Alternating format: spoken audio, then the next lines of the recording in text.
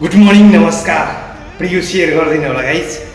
हिजो नुवाकोटमा माओवादीका अध्यक्ष पुष्पकमल दाहाल प्रचण्डको एक कार्यक्रममा एक सर्वसाधारण आम नागरिकले एउटा प्रश्न सोध्छु तपाईँलाई यो माझमा भन्दाखेरि माओवादीका गुन्डा र प्रहरीले राम धुलाई हानेछ।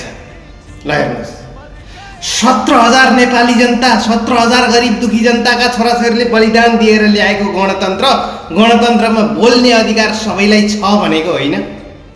यही हो त तिमीहरूको व्यवस्था। यस्तो व्यवस्था नेपाली जनताले मान्ने हुने छैन। नेपाली जनताले यो व्यवस्था मान्ने छैनन्। चुनावको बेलामा घर दैलोमा आउने, लम्पसार पर्ने, घर घरमा पसेर नमस्कार गर्ने, अनि चुनाव जितेर गइसकेपछि नेपाली जनताले एउटा प्रश्न सोध्न नपाउने, नेपाली जनताले भेट्न नपाउने, अनि यो व्यवस्था हामी नेपाली जनतालाई मान्ने छ? कुनै पनि हालतमा छैन। गणतन्त्रका छोटे राजाहरूको दास हुनुभन्दा त राजतन्त्रको एउटा राजाको रैती हुनुमा गर्व लाग्छ मलाई।